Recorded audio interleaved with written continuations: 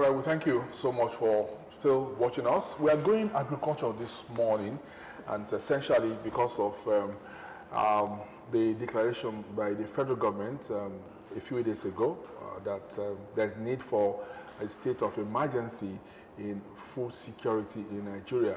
What has taken us to this stage where the federal government will say that when it comes to food production, there is an emergency, is what we want to look at on the program this morning. And we've gone for an expert in this field to talk to us. We have with us this morning in the studio the Deputy Vice Chancellor Development at Federal University of Agriculture here in Abeokuta, Professor Kolawole Adebayo. Prof, good morning. Good morning. Good to see you. Thank you so much for joining us. Okay, Prof, easily we'll ask you, what does it mean to declare state of emergency in food security in any country that is as vast and as gifted as Nigeria agriculturally? Thank you very much. It's a condition that we have found ourselves, that we have neglected agriculture for so long, such that it has become something that requires more than normal attention. So other than the political statement of declaring a state of emergency, what this refers to is, look, we have to do more than normal. So our normal assignment to agriculture, our normal taking care of agriculture through our ministries is not going to be enough. And I think one thing that this declaration makes that strikes me very clearly is to say that the National Security Council will now take agriculture as an important item on its agenda. Now, that is putting thought to action, to say, look, this is not just word of mouth. And if you look at the last 8 years, one of the greatest challenges that agriculture has faced in Nigeria is security. Farmers can no longer go to the farm for fear of being kidnapped, for fear of being killed, for fear of being raided. So putting agriculture on that agenda, something that is not there before, it's significant in this matter. To say that, look, there is a declaration of a state of emergency. It means that we will put more than normal share of the attention into agriculture. Let me take you back. Before the last 8 years, was it that agriculture was not doing well in Nigeria, or it was doing well, then the insecurity that we saw in the last 8 years actually slowed it down? Okay. The insecurity problem did not start in the last 8 years. It actually started way before then. It started some 15, 20 years ago when the incursion from the Lake Chad Basin coming into Borno State, coming into Adamawa State began. But we didn't quite pay adequate attention at that time until it started getting to the Benue State, the food basket of our nation, when we began to see yam barns being burnt, when we began to see farmers being raided while they are on their rice farms. Then it suddenly dawned on us that there is a big problem. Unfortunately, we didn't seize the opportunity of the last 8 years to address this insecurity. So what then happened is that farmers gradually began to move out of the farm. And the problem has now even gone as far south as Ogun State. Many parts of Okeogun area of Oyo State, many parts of Yewa area of Ogun State, even Abeokuta North here, we have had incidences of farmers being harassed or being kidnapped on their own farms. Now, this is a big problem. This is unlike what we had before then. What we had before then would be like, okay, prices are too low, so farmers are not clearing enough land this year. By the following year, prices are high. Farmers are then going back to the farm. Those are the normal agricultural problems. They are there. We have them all along. We tackle them with technical agricultural recommendations, with our extension officers going to them. But what we have now is beyond agricultural extension officer going to the farm. Because even the agricultural extension officer is not safe. It's beyond encouraging a group of new buyers to go into our rural areas to bring out agricultural product. They can't do that when there is insecurity. So that statement by Dele Alake earlier this month was very clear on that we recognize that security is a problem, and two, we recognize that the Security Council need to pay attention to this. This is not just a matter of we need more guns, we need more steamboats, we need all of this. Yes, we do need all of that, but agriculture and food is also important, and this body, which is one of the highest decision-making body in this country, needs to pay attention to it. I think the third element that comes out of that statement by Dele Alake is that agriculture and water is going to be taken together.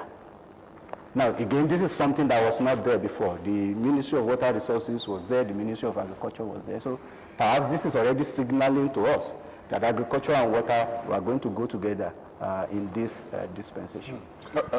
Before we go any further, the challenge of the last 8 years, like you said, more than 8 years, has been the crisis between herdsmen and the farmers, where the farmers will plant probably, for example, their maize, and all of a sudden you just discover that some cows or cattle have eaten them up.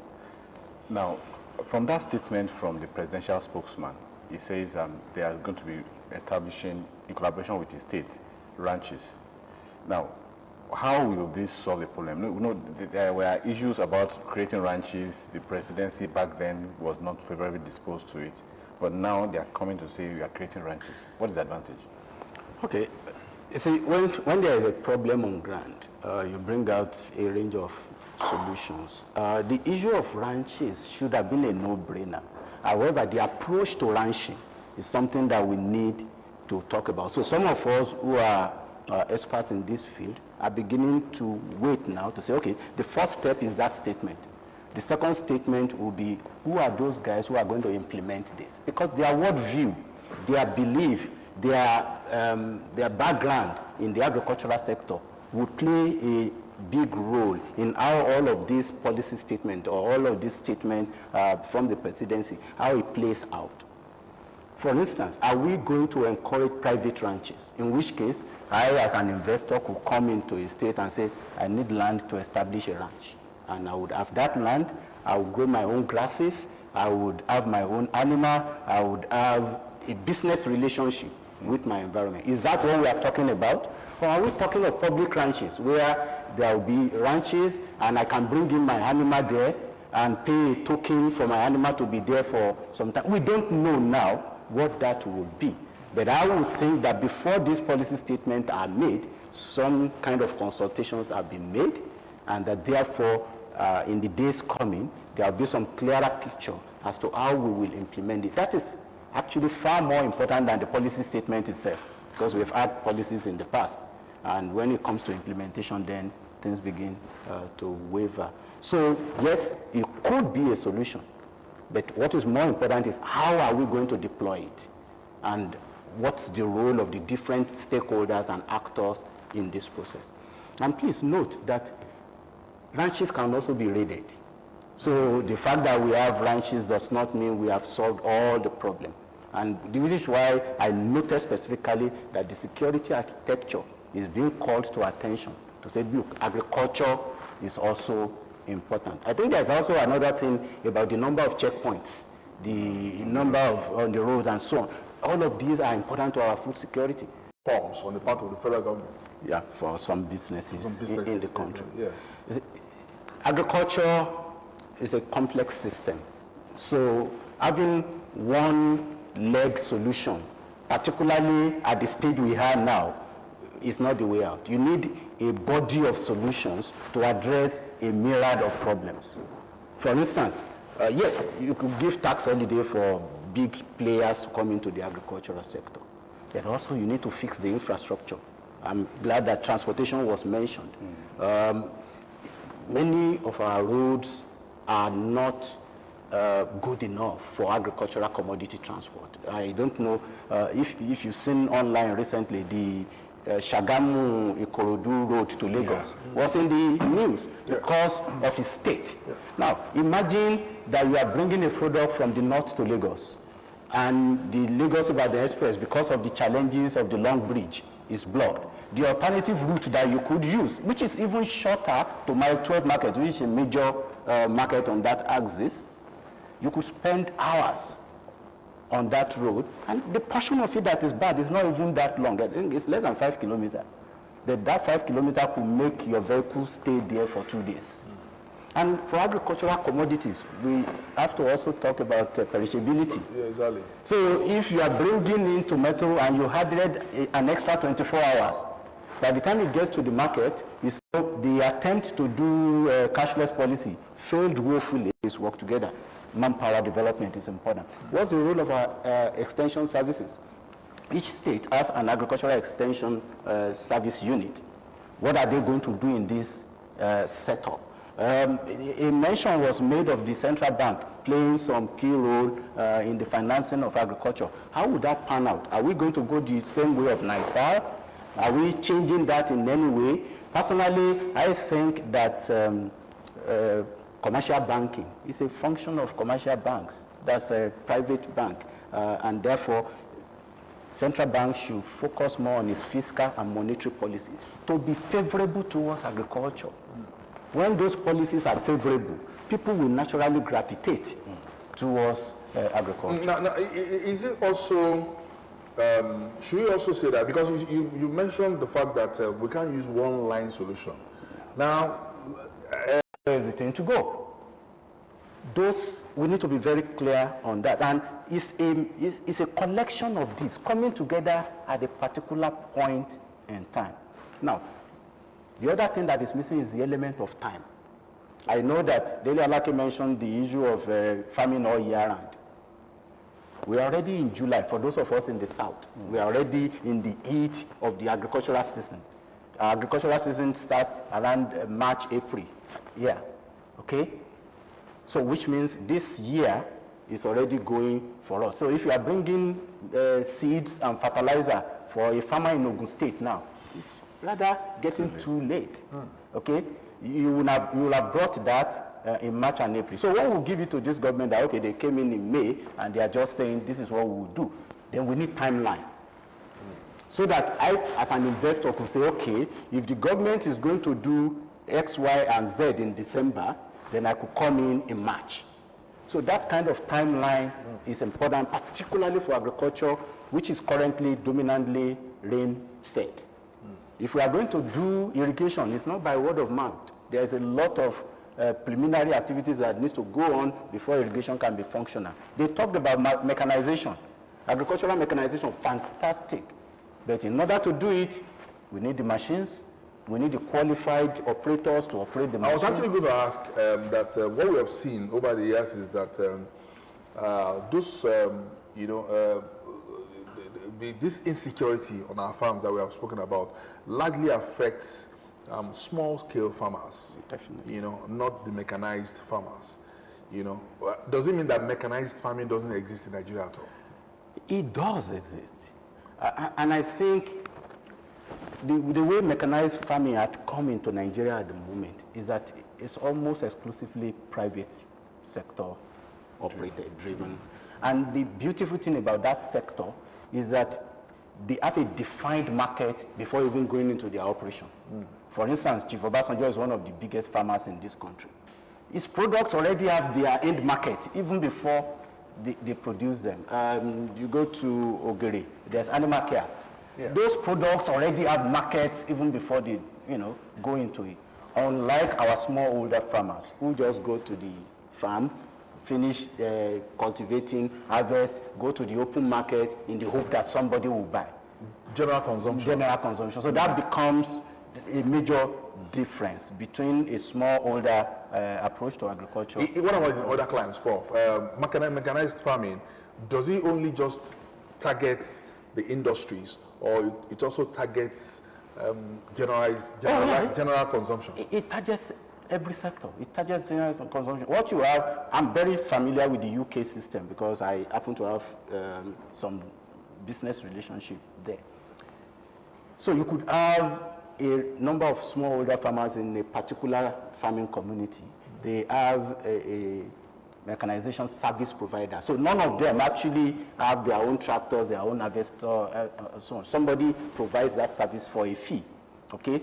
And you have retail chain, like the equivalent of our retail chains here, without mentioning any specific name, would have business relationship with those farms who would then supply their fresh tomatoes, their vegetables on a weekly or on a daily basis. Even chicken parts, and so on are supplied from small farms with a kind of arrangement between those small farms and local retail marketers.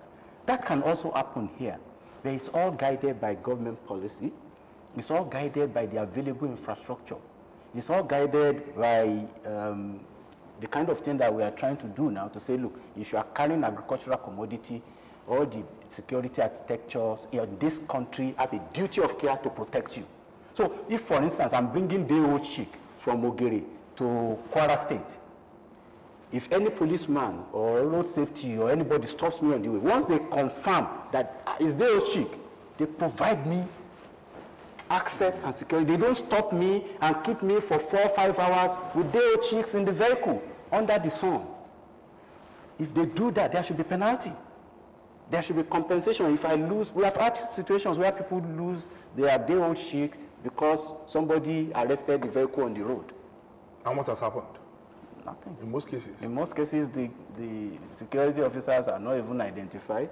It's the farmer that... In the long run, if there is no timeline attached. I would think that this declaration is the first of several stages to get to food security. Okay. So it's a very good step. Okay. It's been taken. Yeah. So we are waiting now. I think it was July 13 or so. Let me confirm when that declaration was made by Dele Alake. Yeah. Yes, it was July 13. So he made that declaration July 13. Today is July 17. 4 days later. 4 days. Okay. We are waiting to say, okay, so maybe after this declaration, some agents like us are sitting down to say, okay, for this item, 500,000 hectares. How many hectares will be in Ogun State? How many will be in Ondo State? How many will be in Kano State? What would happen on those farms? Which crops would they be growing? When the crops are matured, where are we going to store them? What's the market target? Are we putting it into our market? Oh, they also mentioned the issue of storage. Fantastic. And they link that with the marketing board or the commodity board issue. I like that beautifully. This is something I've been pushing personally for a few years now. That is key. We need to have a food reserve. And we use our food reserve as a tool to determine supply to the market. So we watch the demand. Once we see that there's a problem with this, to ensure that once we start moving them from the store, the passage will be smart. Have we trained our security officers to know that a food truck is a national asset? That if you are bringing a pickup containing tomato or chicken or any agricultural commodity, you are now Mr. President's baby. We have to take care of you very well. So there needs to be some training and orientation towards this.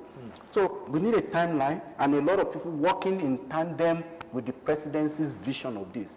So that we can say, okay, come March next year, if you are based in Ogun State, this is what you expect. If you are based in Kano State, this is what you expect. If you are based in Enugu State, this is what you expect. That kind... But where does checks come in? For instance, I pick my truck and I go harvest some bananas somewhere that I used something to ripen, But that's a role for specialized units in the various agricultural establishments. So a state of emergency has been declared, but it's quiet on what the role of these agencies will be. I know they have their statutory roles that they are supposed to play, but if you are declaring an emergency, in addition to statutory rule, you give people specific mandates. So let's say we are declaring an emergency on the transport sector. Besides the normal transportation, we might bring in new buses. we might fix some new roads, we might create some new bridges. Those new interventions are not part of our normal day-to-day things that we do. That's the kind of thing that I'm calling for in the agricultural sector, to say, look, we have this beautiful, robust plan that has been rolled out by Dele Alake. We need a team of agriculturists to come out to the rest of the stakeholders to say, this is what it means when we say 500,000 hectares. This is the kind of crops that we are produce rice and all of that, which is affecting us as it is. At the moment. You see, as I said, the fact that water resources was mentioned is a good thing. Is that this current government is also paying attention. In passing, the roles of agricultural educational institutions like yours, like FUNAB. FUNAB has been around for quite some time. But sometimes I get confused about, the... ready for the market of tomorrow. Not market of today. Are they ready for the market of tomorrow? And I think to a last extent we are trying to do that. Now, beyond that comes the aspect of investment. Many Nigerians are wary of innovations coming out of Nigerian universities. So, how did we overcome that for now? So we collaborate with our... Yes, town and gown is an important component of what we have today. How we implement it differ by university. In our own university, there's a lot of private sector engagement. Yeah, I think it's also about self-belief. For instance, if FUNAB comes out with a product and there is a competing product in the market, that's cheaper and which is cheaper, or a foreign product. It's about belief. We can say, oh, this is coming from FUNAB. Let's believe it's from us. Yeah, I guess that's the point. Prof is trying to buy Nigeria. You see me in my now. Yes, we also do that here every Friday. For us now, it's all days of the week. Age of that person, the world view of that person is critical in this process. And I'm sure the role is exclusively that of Mr. President Bola Ahmed Tinubu, to decide who that person will be. All we can say now is that that person need a good understanding of the Nigerian agricultural space, need a good understanding of our role in the West African sub-region, of our role in Africa, and of our role globally. Let me give you something. Within the agricultural space, Food and Agricultural Organization did a survey of the PhDs in the agricultural discipline globally, and Nigeria came first. We have the highest number of PhD in agriculture in the world, but many of them are working outside of the country at the moment. Wow. Which is not a bad thing in itself. Exactly. But we could tap it if we have the right kind of person. Some of your colleagues have said they don't want the politician as the next agri-minister. They want someone in the field. Well, are you also with that bias? Is it bias in quote or? It's a bias. Yeah. But I think Mr. President is forming a team. The best we could do for him is to say, Oga, pick your best 11. Yes. Don't pick people who will not help you to achieve your goal. For me, I don't believe in dictating to the president who to pick. Yes. Because whether the person is a politician, is a technocrat, is an academic, it's a function of a mix. I've just told you that what we need in the agricultural space now is a mix of interventions, not just one intervention. So, fine, a technocrat is great. I mean, we've had the example of Dr. Adishino, who was brilliant. But again, when you are building a team, you need to balance quite a lot of things. And in doing that balancing, Mr. President, you need to look for a right fit. Somebody who understands the business, who understands the technologies and the intervention, who understands the politics. It's also important. And someone who listens. And someone who would listen and address the opinion of others, who will not just be my. So for me, I give it to Mr. President. He's a good team builder, and I expect him to build a good team for us. All right, we expect Mr. President to build a good team for us. It's been great having Professor Kolawole Adebayo, Deputy Vice Chancellor, Development at Federal University of Agriculture here in Abeokuta. We'll be looking at a declaration of state of emergency on food security in Nigeria, and we've touched on so many issues: mechanized farming, consumption farming. We've looked at agric and water flood. We've looked at setting the timeline and all that.